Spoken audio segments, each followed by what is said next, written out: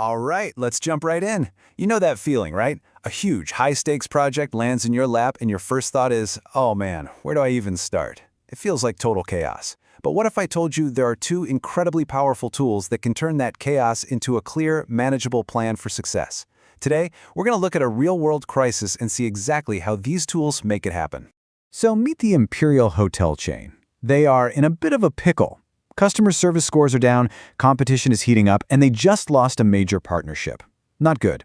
So the COO, Mohammed Zawai, lays down the law with this mandate. And let's be clear, this is not a friendly suggestion. It's a direct order to fix a big problem, and fast.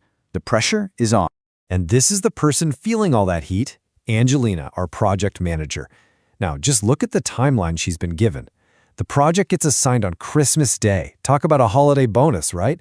From that moment, she has just 2 weeks to get all the planning done. Then only one more week to have a full 4-hour workshop ready to go. I mean, there is absolutely zero room for error here. A solid plan isn't a nice to have. It's a lifeline.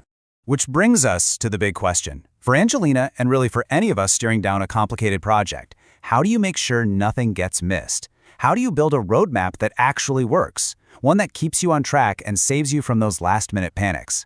Well, that's exactly what we're about to figure out. Okay, so the very first step in tackling a giant, scary project is to stop thinking of it as a giant, scary project. You've got to break it down into smaller, bite-sized pieces. And the first tool we're going to use to do that is called the Work Breakdown Structure, or WBS for short. So what in the world is a WBS? Honestly, the easiest way to think about it is like an org chart, but for your project. It takes the entire project and breaks it down layer by layer into a clear hierarchy.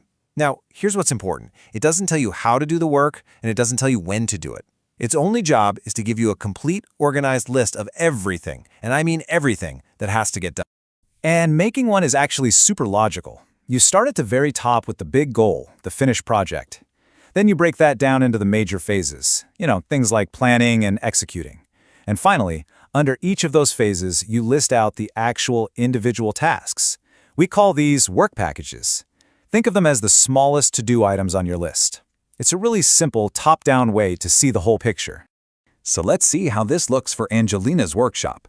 Check out the numbering system here. It's the secret sauce. 1.0 is the whole shebang, the entire project. Then you get 1.1 for the planning phase, and inside that, 1.1.1 is the first specific task. Define the training objectives. The next task would be 1.1.2, and so on. This simple numbering creates a perfect, logical structure and makes it almost impossible to forget something. It's basically an instant inventory of all the work. So here's the key takeaway so far. The WBS is awesome. It gives Angelina her complete checklist. It answers the question, what work needs to be done? But a list is just a list, right? It doesn't tell you the sequence of events. It answers the what, but not the when. And for that, we need tool number 2. Now that we know everything we need to do, it's time to figure out the timing. This is where we bring in our second tool, the network diagram. This is what's going to take all those individual tasks from our WBS and connect the dots, showing us the actual flow of work. A network diagram is really all about one thing, dependencies. It's a map that shows which tasks have to be finished before other tasks can even start. I mean, you can't ice a cake before you bake it, right?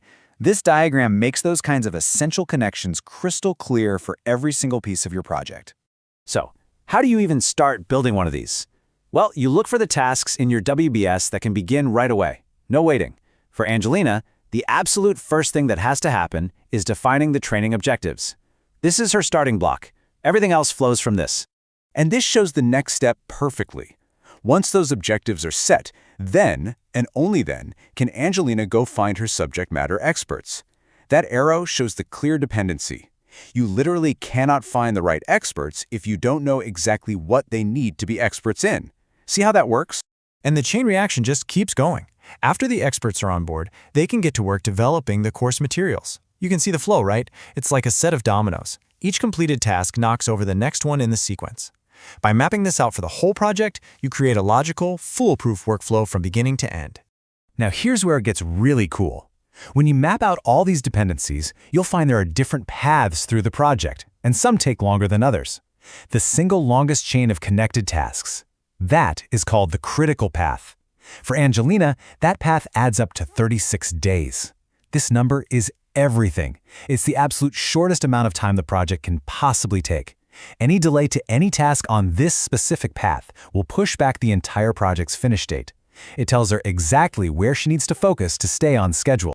So there we have it. We went from the chaos of a sudden, stressful demand to a clear structure and a logical sequence. The WBS and the network diagram, they are the 1-2 punch of great project management. This is your toolkit for grabbing any complex challenge by the horns and bringing it under control. And the payoff here is huge. This isn't just about making lists. It's about getting total clarity on your project's scope, which is your best defense against things getting out of hand. It's about creating order out of what feels like a total mess. It's about being super efficient because you know exactly where to focus your energy, on that critical path. But most importantly, it gives you the confidence of knowing that this massive goal has been broken down into a clear, step-by-step plan that you can actually execute. So, the big idea to take away from Angelina's challenge is this. The next time you're facing a complicated project, fight that urge to just jump in and start doing things. Take a breath and start designing first, because great projects aren't just done, they're designed.